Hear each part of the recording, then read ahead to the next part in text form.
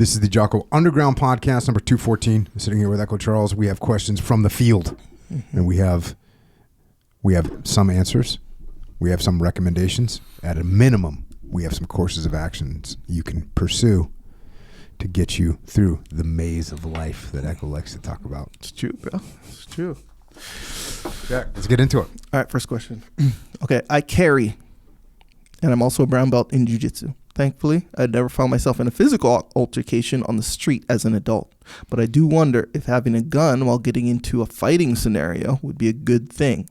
What if the perp grabs it or it falls out or something while we're tied up? I feel very confident in my jiu-jitsu in the street. Sometimes I feel like if I had to use the jiu-jitsu while carrying, the gun would be a liability. What are your thoughts on this? First thought is don't get any street fights. The second thought is have a good retention holster, right, that you have worked with and that keeps your weapon. So it's not, quote unquote, falling out or something when you're in a fight. Practice and drill and spar with your retention holster and normal clothes so you see what the situation is.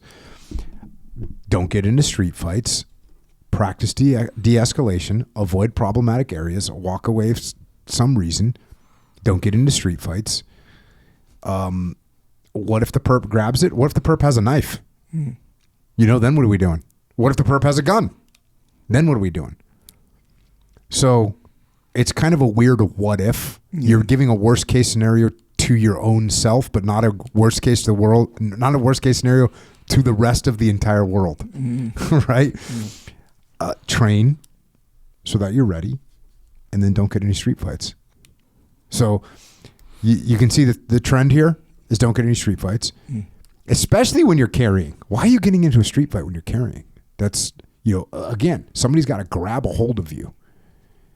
Otherwise, just run away from them. And if they have a gun, kill them. Like if somebody pulls a gun on you, right, you got to kill them. Someone pulls a knife on you, you got to kill them. If they're just like saying, hey, or they push you, cool, walk away from them. That's it, man. Train with it, and I think you also this kind of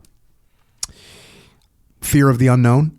Go and put your clothes on, put your street clothes on, put your retention holster on, wherever it is you carry, and then go and train with it and see what it's like. And also make sure you can still access it, right? You want to be able to get into. You don't want to get into a ground fighting situation where now you're getting beat, which you shouldn't do if you're a brown belt in jiu-jitsu. But if you are, and all of a sudden you don't know how to get to your weapon, or you're in a grappling situation, all of a sudden a guy pulls out a knife and you don't know how to get to your weapon. You haven't rehearsed it before. You haven't trained it before.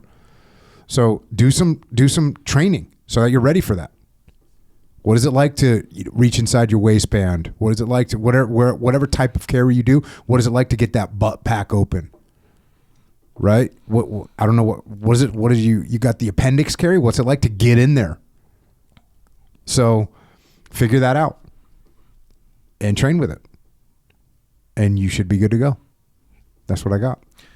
Yeah, that's interesting.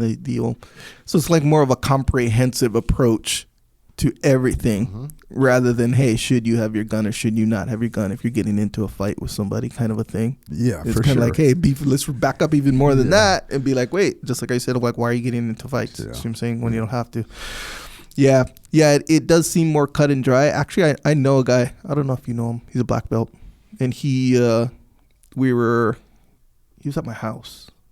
Yeah, he was at my house. We were talking or whatever. And he has, you have a knife, like not a weapon knife, but we little carry spider a knife. or whatever, yeah. Yeah, a little knife. And I was like, for whatever reason, we talked about kind of a similar kind of thing. And he was like, sometimes I feel like I should just chuck this knife, like if you were to get into a fight with somebody or whatever, I feel like I should just chuck this knife over the fence before I get into it, because it's like, what I'm going to do, like stab them, I'm assuming this imaginary scenario we're talking about, the other person does not have a weapon. Right? Yeah. So it's like, it's not like I'm going to stab him.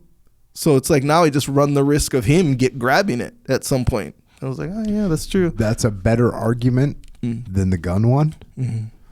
But also, if someone pulls a knife on you and you go, cool, I have a knife too, This is still a really shitty situation. Yeah, I agree. It's like you're getting into a power slap scenario where we're like you're getting cut. Yeah, it's like when you do power slap, you're getting slapped in the face hard and getting probably KO'd. Yeah. If someone pulls a knife on you and you go, oh, that's okay, I have a knife too. This is a bad situation. Oh yeah, bad situation.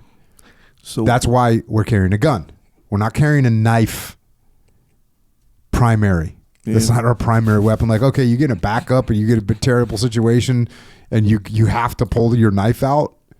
Okay, but damn, dude, this is it's rough. It's a rough one. Yeah. So my son is 9. So we'd play these, we have these big Sharpie pens, the permanent markers, the big ones. So I'm like, hey, we'll knife fight with that, right? For sure. And yeah, you'd be saying he's 9. Yeah. Right, he's still slicing me up.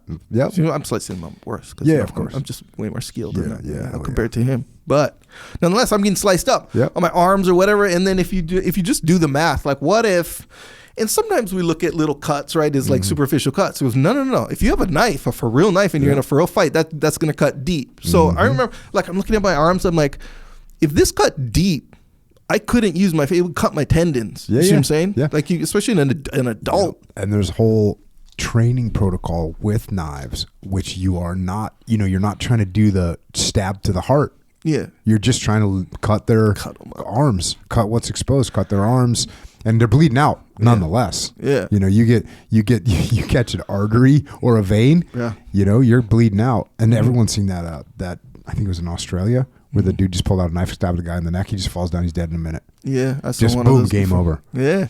So when someone pulls out a knife, knife fight's not good. Knife fight is not. It's kind of like in jiu-jitsu, like the 50-50 position. You know what I mean? Yeah. Like if you pull out a knife and I pull out a knife, it's just bad. You're getting cut. Yeah. You're getting cut. So avoid. Shoot them. Yeah, that comprehensive approach with a gun is that's and strong. train for it and know where it is. Like you gotta get in the game. Yeah. Just don't be carrying without having worked through these situations. It's not a good move. Train. All you gotta do is look, in the beginning you'll probably do it spend 3 days with a couple of your buddies. Yeah. And spend 3 days, 2 or 3 hours a day with your gear on, with your street clothes on, with your jeans, with your holster. Get your holster all fitted good. Get it where you want it, where you think you want it. Try it out, adjust it, adjust it. And then maybe once a month, go through those drills again and make sure you're good to go. Yeah, for that familiarity. Yeah. Let me ask you this. Here's a hypothetical question for Jocko. Actually, I'm not going to put you specifically, but let's say a brown belt person versus a guy, for whatever reason they have to fight each other, versus a guy with a gun. But the guy with the gun really doesn't want to use his gun. He doesn't want to kill the guy, right? They're just fighting. Do you think the brown belt guy could get to the gun? Well, the guy doesn't want to shoot him. Yeah. Yeah. So that's so that's kind of what I mean, it seems like an easy question, but that's kind of what I'm saying, where a guy, okay, what if they were both brown belts? The gun's a liability if he didn't really want to use it. I don't know, because at a certain point, he's going to want to use it. Yeah. Against a guy with no weapon, I don't understand. It's hard for me to comprehend he doesn't want to use it. What does that even mean? Because, okay, so actually, I'm trying to recreate maybe a scenario that this guy's worried about. So, like, let's say you're carrying, right, and you get into a fight with somebody, and let's say the guy you're fighting is kind of a badass guy, like equally to you, You can't just be like, hey, I'm losing this fight, kind of, so I'm going to shoot him, Yeah. You can't really do that.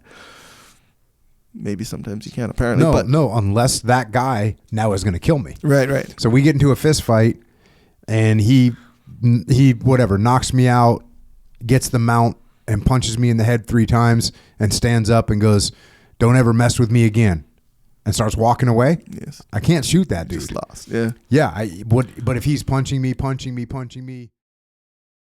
That is a little excerpt of what we are doing on the Jocko Underground podcast. So if you want to continue to listen, go to jockounderground.com and subscribe. And we're doing this to mitigate our reliance on external platforms so we are not subject to their control. And we are doing this so that we can support the Jocko podcast, which will remain as is, free for all, as long as we can keep it that way. But we are doing this so we don't have to be under the control of sponsors. And we're doing it so we can give you more control, more interaction, more direct connections, better communications with us.